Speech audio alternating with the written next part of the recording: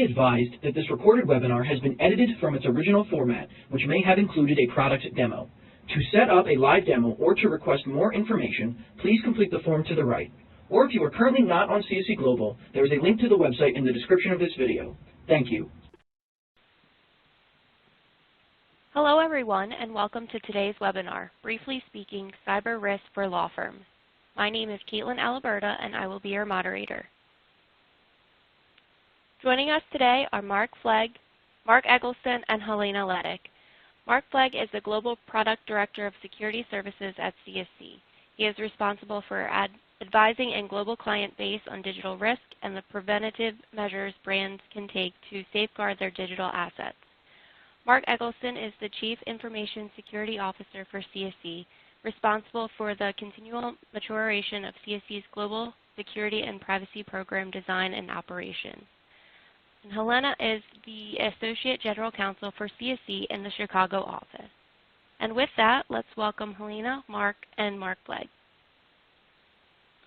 Thank you, Caitlin. And first, a little bit about CSC before we get started. We like to say that we're the business behind business. CSC provides knowledge-based solutions to our clients throughout the world. We provide solutions for every phase of the business life cycle. We help form entities, maintain compliance, and support M&A and other corporate transactions. We help effectively manage, promote, and secure our clients' valuable brand assets against threats of the online world.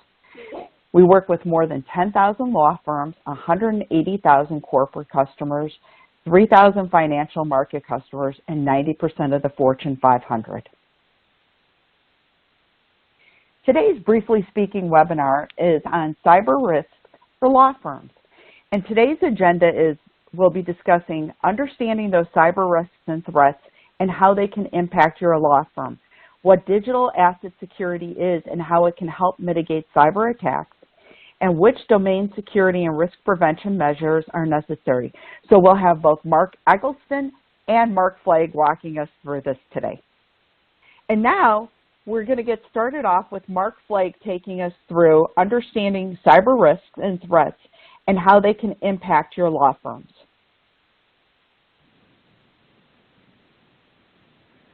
Thanks again, Helena. So the first thing that I want to show everybody today is the phishing and fraud increase that the Anti-Phishing Working Group have published.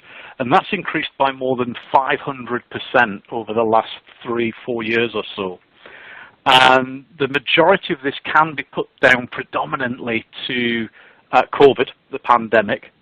A lot of the cyber criminals out there that are performing these activities, they're smart people. They will play on anything that is happening to try and engineer a way to getting your credentials or whatever else that it is that they are after. And it's not just COVID.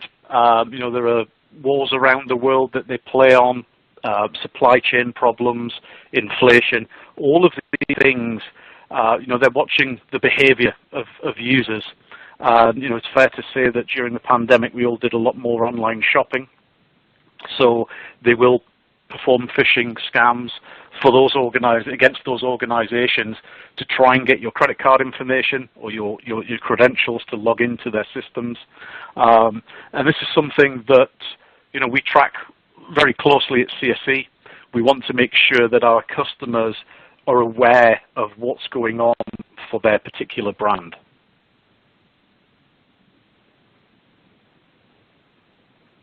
So how does cyber risk affect law firms? I think first and foremost, we can't forget that cyber risk affects every single company out there, but specifically for yourselves. The American Bar Association recently conducted a survey, and this survey basically looks at organizations' security threats and what safeguards that reporting attorneys and their law firms are using to protect themselves. And significantly, as the statistic shows there, 25% of the respondents overall reported that they had experienced a data breach at some time. Again, if you think about our poll question earlier, it's not unusual these days. It's a pretty common occurrence.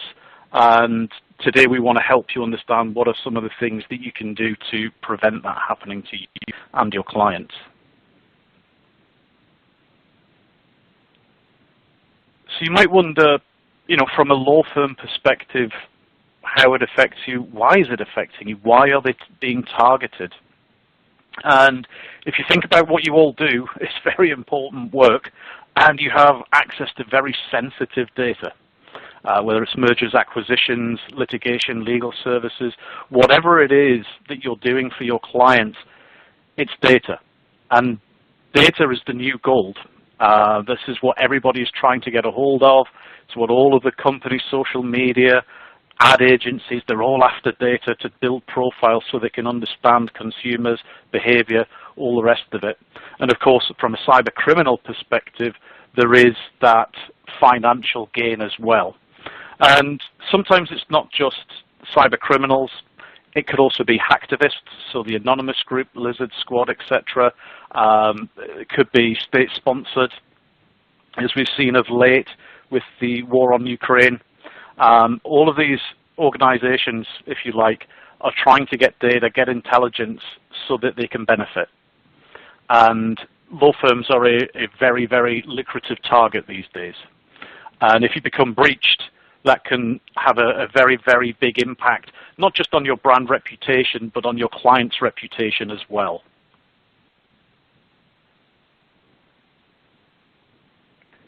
So at CSC, we have a concept, if you like, called digital assets.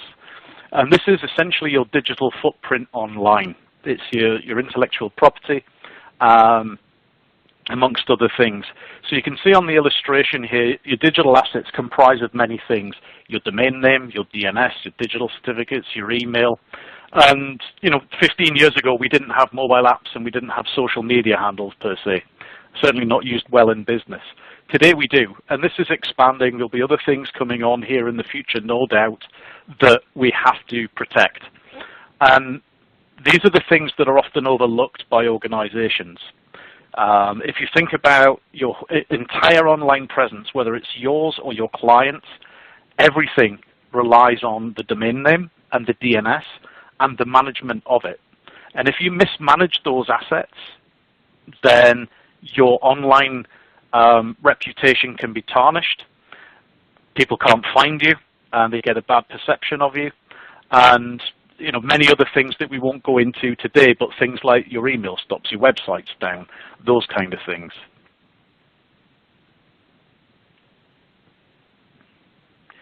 So we've just talked about digital assets, and they are part of what we call your digital identity. And your digital brand, if you like, is actualized through those digital assets, i.e. your online brand can't exist without the website, your apps, your email. It's the base of continual presence. Digital assets also help promote and expand the brand, so it increases the scope, the method of which the brand and presence can interact with customers. And your intellectual property, your IP, helps protect the digital assets. So for example, if somebody registers a domain name containing your brand, there are mechanisms that you can seize that domain name. The most common is what we call UDRP, Uniform Dispute Resolution Policy. This is under ICANN sanctioned TLDs that allow you to have your case heard. And then you can get the domain name back. Or you can take down an infringing app. And all of these things require trademarks. So on the other hand, digital assets reinforce your IP right. You're using that mark. It's proving that you're doing something with it. And if you look at the diagram here, you've got your digital identity. So you want to represent, you want to reserve rights, you want to actualize, you want to promote, protect, obviously, at the bottom, and reinforce. So making sure that this comes full circle. If somebody does infringe on you, then there are mechanisms you can do to get that back, which further strengthens your trademark rights.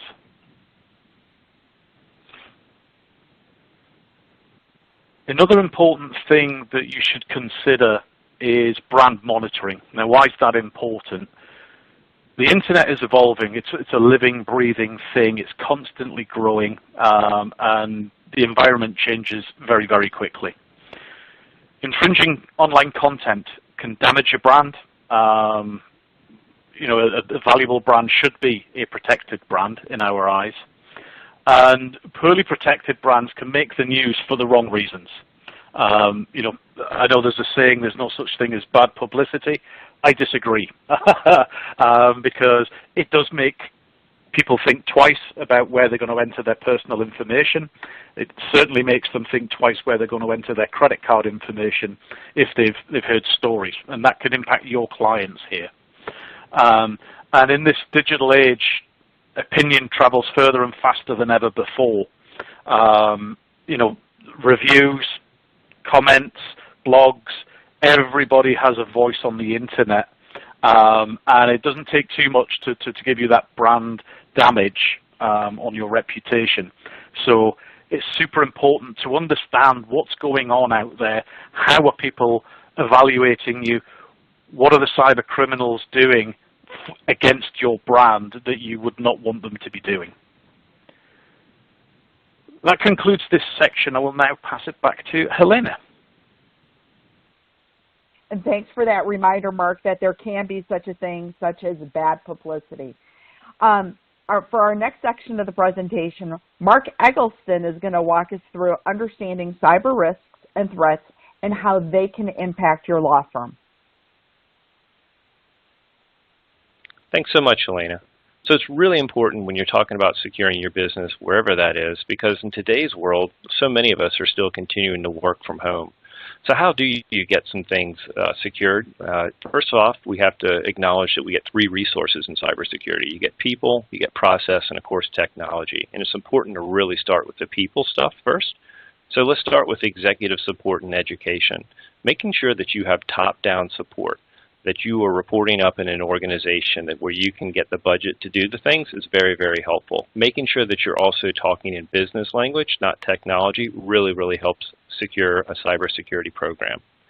Other things to do is role-based access control, or RBAC as we say in the profession.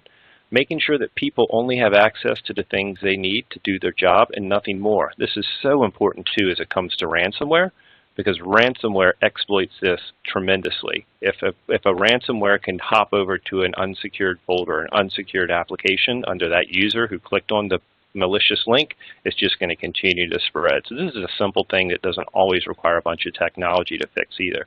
Making sure that you do an annual review of someone's rights in a system can be very, very helpful. Threat intelligence and monitoring, another very, very helpful piece to come in there. When you're looking at all the different threats in the world, you want to make sure that you have some appliances and some technology that helps you distill what is bad out there and how that's really impacting not only your brand, but your internal networks. Secure home network, two things are really important there. Making sure that you have secure Wi-Fi for your folks at home, making sure they're using secure Wi-Fi, and of course a VPN client that leverages that. Both of those things will make sure they have robust security while they're doing their business.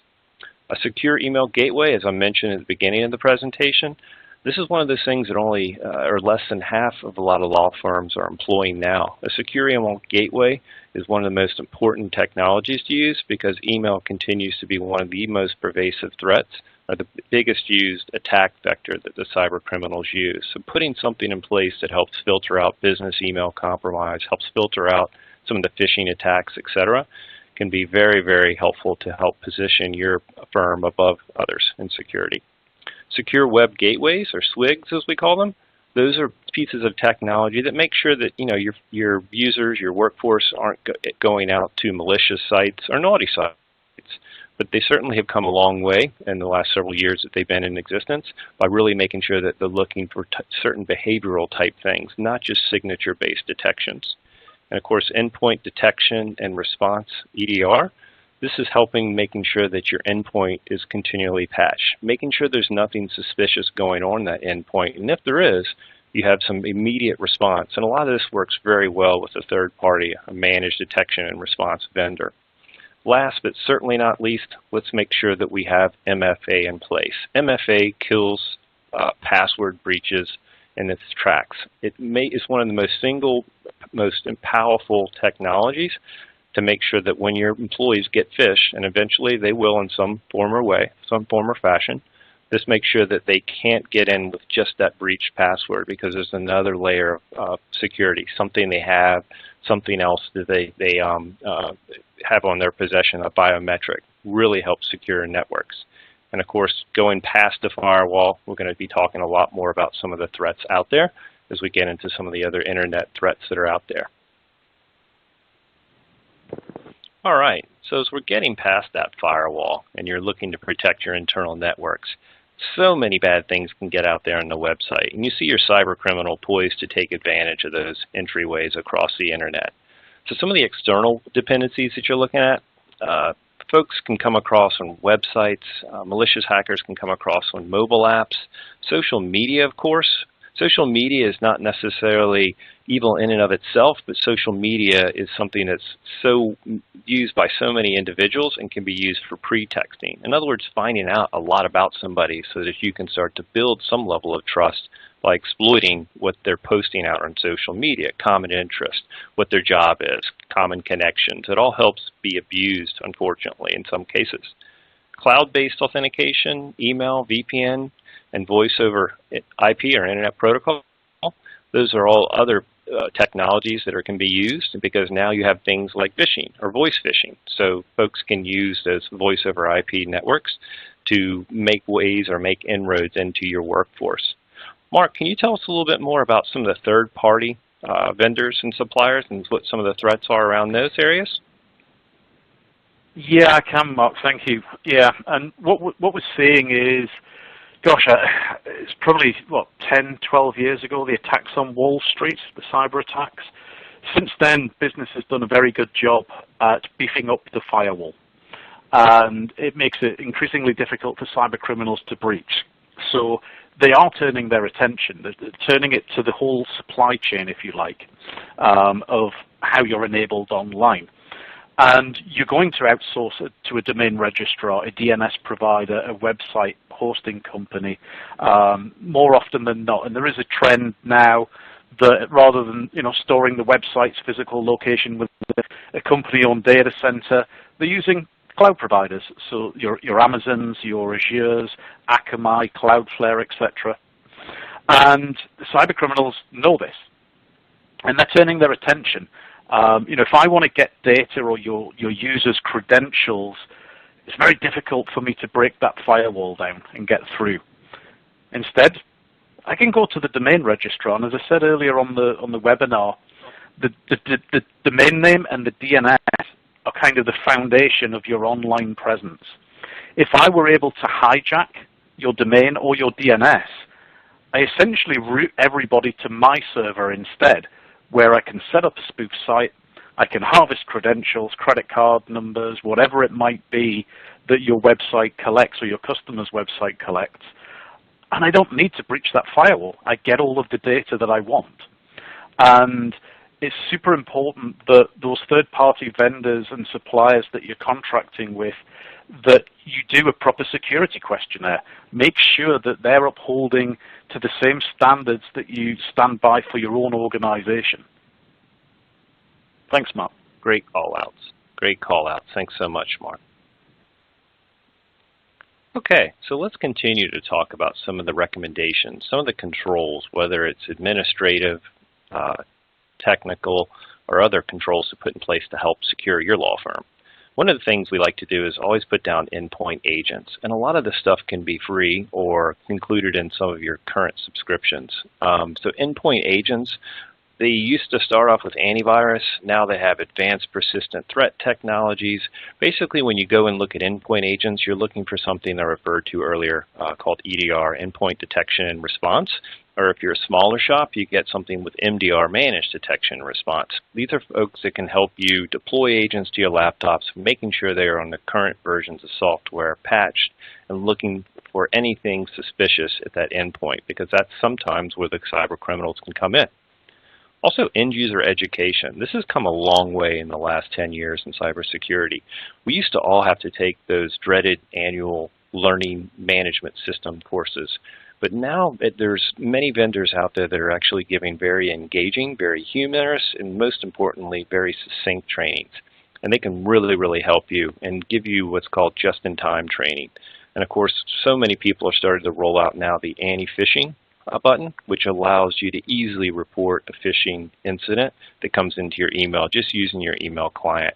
And that's so super important these days because it allows cybersecurity professionals at your firm or your managed services vendors, as the case may be, to go out and then stop that phish, stop that malicious email from reaching other people. So always make sure that you use those buttons and report things to your security staff. Threat intelligence feeds, these are really, really helpful as well because you can put in certain keywords, certain contextual strings of information that then you have commercially available solutions that go out there and look for your brand, that go out there and look for mentions of your brand and your intellectual property on the dark net, but then they can stay proactive to let you know when these things might be coming up there so that you can take decisive and defensive actions. Secure email gateways, again, just so important to detecting impersonation attacks. This is one of the ones that you hear so much about. Most places I've worked have experienced some level of this type of attack where someone says, hey, we've changed our payment provider. We need you to now wire funds to this new account. So important to making sure that your financial staff fully understand that they shouldn't be changing those wire things over any email. It should be a face-to-face or some type of a Zoom or video call to make sure that you can see that person and confirm the legitimacy of that new account.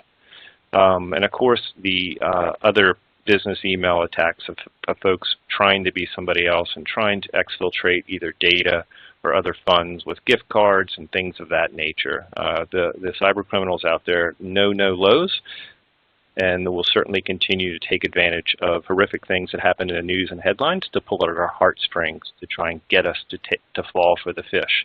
Making sure that, again, back to number 2, that folks have great user education and know how to report things immediately and incredibly easily will go a long, long way. Last but certainly not least is access reviews and authorization protocols. Access reviews, Excel can be your best friend here. Simply doing an export, who has access to what in any given system or any given folder, and then giving it to the appropriate manager to review annually, maybe every 6 months if you want to be more bleeding edge. But doing that helps make sure that you only given the right information to the right individuals at the right time. Minimum necessary can go a long way. A lot of times you don't have to invest in very, very expensive technical solutions. Doing some hygiene steps along the way will reap you very large rewards if you continue to stay consistent at it.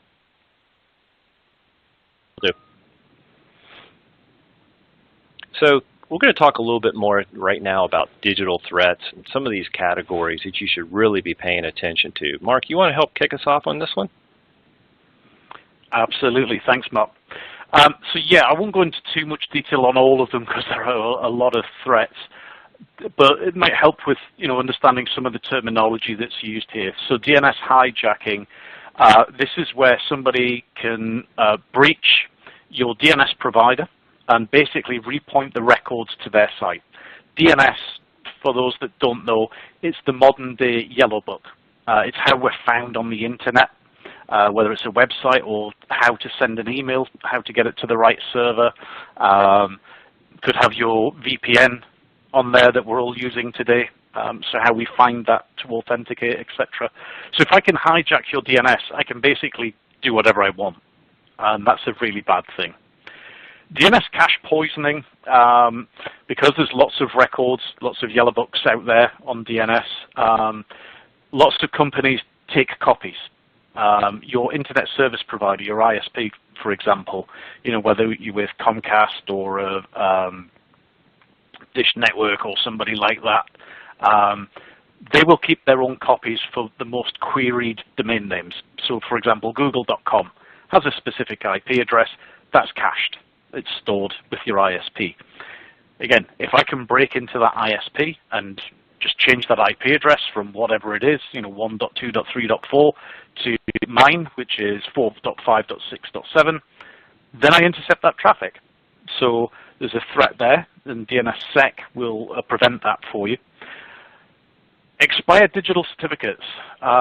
Believe it or not, this is a huge problem for business. The certificates that we put on our websites to encrypt the data, which means you see the padlock in the browser. They're not managed very well by business today, and there's plenty of examples in the press where an expired certificate has caused havoc. There's many companies, really big companies that you would expect not to fail at this, that consistently did it. So getting a proper handle on your digital certificates, the management, the life cycle, and renewing them in a good time is something that's a big threat. And then you've got your expired or abandoned domain names. So when we look at this from a legal perspective, a lot of customers and users, they want to save money. They will allow domain names to lapse, but then somebody else re-registers it and picks it up. And whilst there are processes and protocols that you can do to get that domain name back, there's a cost involved, and that ROI is normally a lot less for reclaiming a domain than it is for just renewing it in the first place. And just like your SSL certificates, your digital certificates, making sure your domains don't expire. Again, if it expires and it gets dropped by the registry, somebody else is free to pick it up. We don't really own a domain name, we lease them. Distributed denial of service attacks, or DDoS, as it's known. This is where somebody will flood your server with a lot of data, a lot of requests. And an easy way to think about this, it's a lovely summer's afternoon in Manhattan, and if I were to drop 5 million cars in there, how quickly are you going to get to the beach? And the answer is not very. It's going to gridlock. Nothing can get in, nothing can go out. It's exactly how a server works. If you flood it with so many requests, it simply can't handle it, and it basically crashes. It just can't process it. And that's what a lot of cyber threats are these days, where people will do a DDoS attack. Domain infringements, we talked a little bit about that earlier, and we will a little bit further on in the presentation today. We've got people that will register your domain with your brand name in it, register a domain name with your brand name in it. There are counterfeits, misspelled domains. So again, the cyber criminals are looking at what the different typo versions of your name are, and registering the domains as necessary. And then you've got your IP infringement, things that will dilute your brand, it will damage your profits, and it will damage your reputation. Mark, do you want to cover the last three there for us? Yeah, those are great. And speaking of IP infringement, insider risk or insider threat is one of the ones that's really starting to pop up in a lot of my circles. And the reason being is Verizon Data Breach Report and other annual studies of where the genesis of a lot of threats and risk are show that insider threat is one of those ones that it doesn't happen a ton of time, but when it does, they're one of the most successful attacks.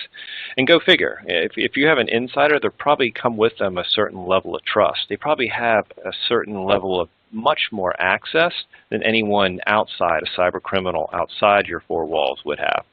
So there's been some promising technology, things such as UBEA, or Entity User Behavior Analysis.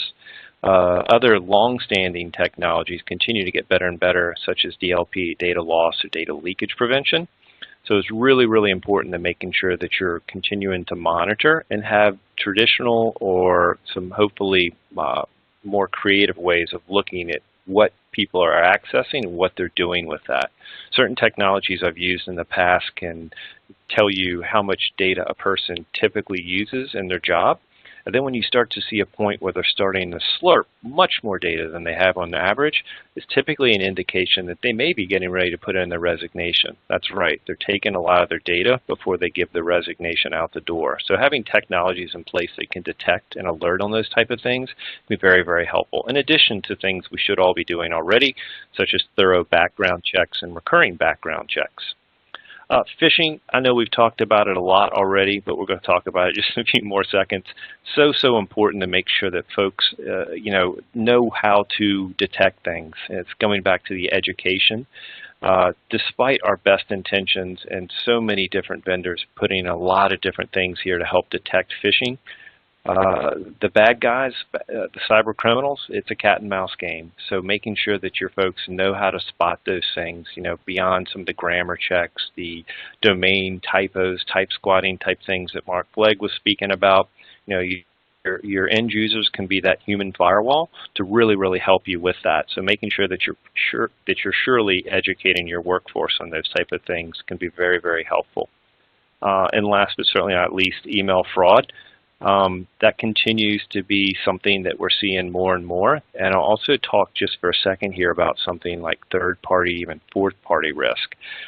So I have seen in certain cases where one of your suppliers gets hacked, and then they go ahead and send you an invoice. It's a trusted supplier. It is an actual email from that supplier. But what you're not seeing is that their email system got hacked, and then they're going ahead and imposturing to be that person at the other email. So you have to be really careful. Just because it is a legitimate email from a legitimate vendor, you still have to really, really scrutinize that email to make sure that it's not an atypical request. So things to look for, again, would be some type of grammar, some sense of urgency, and of course, any type of payment, transfer, change, asking you to send it to some place that you have not sent prior, are all good indicators to stop, pause, and hit that anti-phishing button, or make sure that you let your cybersecurity staff know that it's out there. So I hope you've learned a lot about a lot of these digital threats. Elena, back to you. Thank you to both Mark and Mark for walking us through all those different situations where we could be exposed. And learning a little bit more about those. Now what Mark Flegg is going to do is he's going to walk us through digital security and how it can help mitigate cyber attacks. Thanks again, Helena. So I'll introduce you all, if you haven't heard of it, of a defense in-depth approach. And quite simply, it's just additional layers of security that you can put on to your digital assets, so that if one layer becomes compromised, you've got subsequent layers. It's the reason that we have a lock on the door, and we might have a bolt, etc., etc. We want to, protect our assets. And for me, this kind of starts on the outside, if you like, with making sure that you have enterprise-class providers. So if you recall the firewall slide where the cyber criminal is turning more to your supply chain, your vendors and suppliers, making sure that those vendors and suppliers have a good knowledge of security, that they have good standards, good process, that their staff are trained correctly, is fundamental in my eyes. If you don't start with that, then all bets are off in terms of how that organization is going to perform for you. Then some of the things that Mark was speaking to, the secure portal access, so things like IP validation, two-factor authentication, or multi-factor authentication, and also an increasingly popular now method called federated identity. This is where two systems can hook up together to authenticate your users that you have on your network. If somebody leaves your organization, you don't have to worry about, oh, who are they signed up for with third parties that we need to notify they've left. It becomes automatic that they will be removed access when it's removed on your own side. And then, again, as Mark mentioned, controlling those user permissions. In the domain name world, there are many things that you can do to the domain, to the DNS, to your certificates. But there are kind of what we call elevated permission, where somebody has the rights to lapse a domain or modify a domain.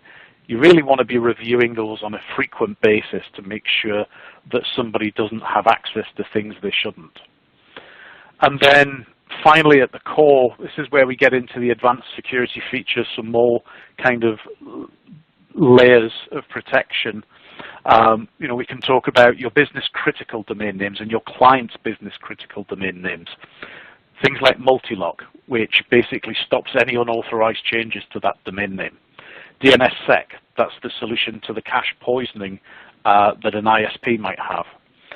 Making sure you've got your certificates in order. That's your HTTPS, the secure part of it.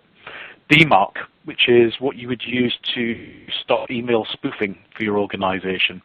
And then finally CAA records, which is Certificate Authority Authorization, to make sure people can't just issue certificates, digital certificates, with your brand for your domain name. So Mark, how about you now take us through which domain security and risk prevention measures are necessary for law firms?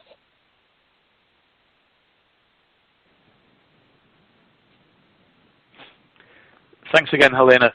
So, look, when I look at this and looking at it from a holistic approach to protecting your online assets, the core of this is your domain portfolio management. So this is your domains, your DNS, your digital certificates, etc., that we've just covered on the prior slide there. And this all makes up your digital assets. They have to be looked after first and foremost. And the cost to do that can be off-putting for some organizations. We recognize that. You can't do everything. As much as you would like to, nobody has unlimited budget, we get it. So you need to secure those critical business assets in the first instance, and then understand what's going on outside. So that's where we have online brand protection services. This is going to do all of the monitoring out there for you and tell you if there are things that you should be paying attention to, and also recommendations as to whether you should be filing that UDRP to get domain names back for yourself or your clients. And then the outer core, of course, is the online fraud protection. Again, you need those monitoring solutions in place to understand if somebody is trying to copy your organization, pretend to be your organization, and make sure your clients are protected as well, of course. And from a CSE perspective, we have a product called DomainSec, which is our cybersecurity protection platform. And this is constantly getting data feeds, going out, looking at what's happening on the internet, and distilling this up and giving you the right view of what you need to be paying attention to. So just a little bit on DomainSec. So what we're doing here, as I said, we're taking in all of this information, looking at all the different attack vectors, whether it's phishing, ransomware, business email compromise, hijacked domains, impersonation fraud, and all the other different types of attack as well, DDoS and cache poisoning, etc. And we feed that into a couple of areas, into our data lake, and also into our 3D domain monitoring product. And this has artificial intelligence, machine learning, and also clustering technology so that we can see the big picture. We can connect the dots together to understand who's behind it, what else are they doing, and basically map the activity. And that feeds into our engine as security intelligence. And then we've got those intelligence-based security measures that we can apply, which will then help protect you and your clients from any external attacks on the company. And finally from me, just a note on the 3D monitoring and why it's different. So historically, what monitoring products have done is they've gone out and they've been looking at an exact match. And what we mean by that, you see by the example, CSEglobal123.com. That's a domain string with a TLD on the end. And we'd look at typos, so CSBglobal.com. We'd look at internationalized domain names, so you can register domains with foreign character sets. And then we do a wildcard as well, so putting a character string in the center of it. What our 3D is doing with that machine learning and deep search, that's the MLDS, is it's doing everything that the basic is doing, but we're also applying fuzzy logic to it to come up with different combinations. We're looking at homoglyphs, homophones, and cousins. And what we mean by cousins is because of the monitoring that we do on such a scale, we're detecting patterns using machine learning. And we know that if somebody registers a co.jp or a .jp, which is Japan, we've seen trends where if they register in Japan, they're going to register in India.in. And we can find these out very, very quickly because of that intelligence that we've built into the systems. And not only that, it's also doing the left and right-hand side of a brand as well. So for example, I could have, if my brand is CSE Global, I could have mycseglobal.com. I could have cseglobalonline.com. So all of those kind of almost infinite combinations when you get into numbers as well, we're searching for.